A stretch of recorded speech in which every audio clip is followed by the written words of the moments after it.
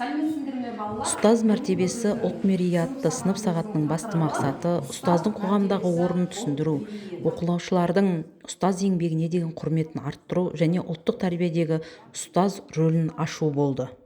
Мен бүгінгі сабағымды алдыменен сабақтың мақсатымен таныстырудан бастадым.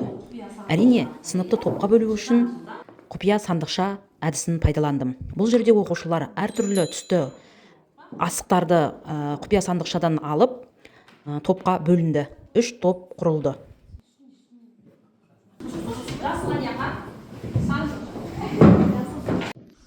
Оқушылардың белсенділік мен әрекеттілігін дамыту үшін шарлар әлемі әдісін пайдаландым. Бұл жерде ұстаздарға байланысты әртүрлі сұрақтарды оқушылар таңдап алып, өз ойларымен еркін бөлісіп жеткізді. Ортада болсын, өзіңді дұрыс ұстау керектігін және барған жеріңде өзіңді қалай сыйлап.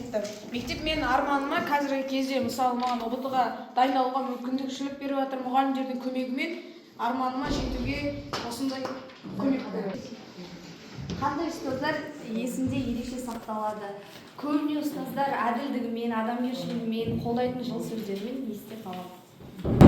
Ұстаз деген кім? Сен ұстаз. Оқушылардың ойларын тыңдай отырып, әрбір оқушы ұстаз туралы, жалпы педагог туралы мағлұмат алып, өз ойларын еркін жеткізуге мүмкіндік алды бұл әдіс арқылы.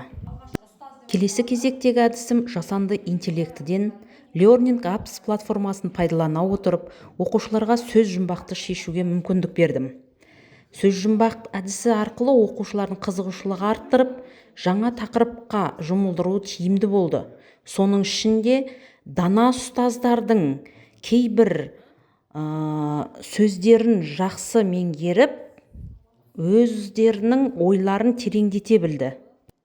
Сөз жұмбақты шешу барысында Абайдың, Ыбырай Алтынсариннің өлең шумақтарында еске түсіріп, кейбір өлеңдерінің сөздерін жалғастыра отырып, ой түйіндеді.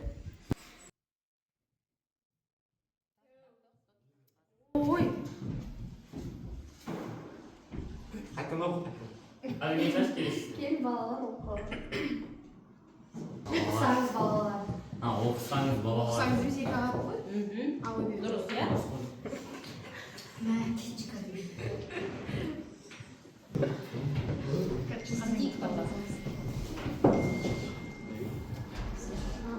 Шамнан жарық. Шырақ.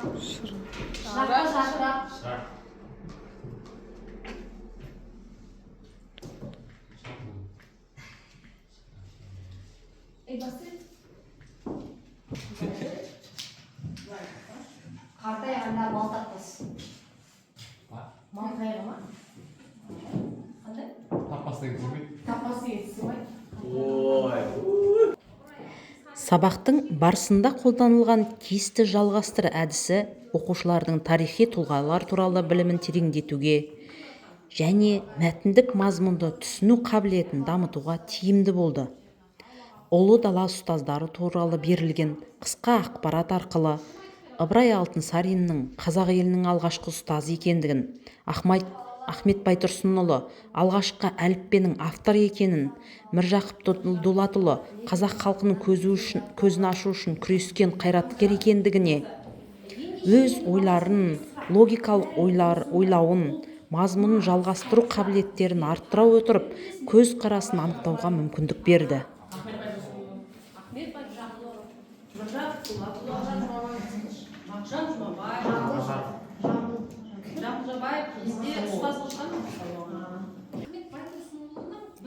Кейісті жалғастыр тапсырмасы оқушылардың ойлау мәдениетін, тарихи санасын және шығармашылығын дамытып, ұлттық құндылыққа деген құрметін арттырды.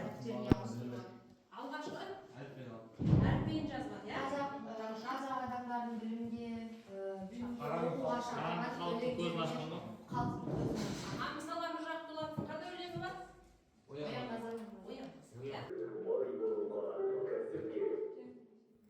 Сабақ барысындағы келесі бір тиімді әдістің бірі көр, талқыла, қорыт әдісі. Ахмет Байтұрсынұлының ұлт ұстазы ретінде рөлін оқушыларға тереңірек түсінуге мүмкіндік берді. Бейнероликті көрсету барысында оқушылар алдымен ақпаратты визуалды түрде қабылдап, тарихи деректерді көзбен көріп, ұлттық тұлғаның өмір жолы мен еңбегі туралы нақты түсінік алды. Бұл әдіс оқушылардың назарын шоғырландырып, оларды эмоционалды түрде сабаққа тартуға ықпал етті.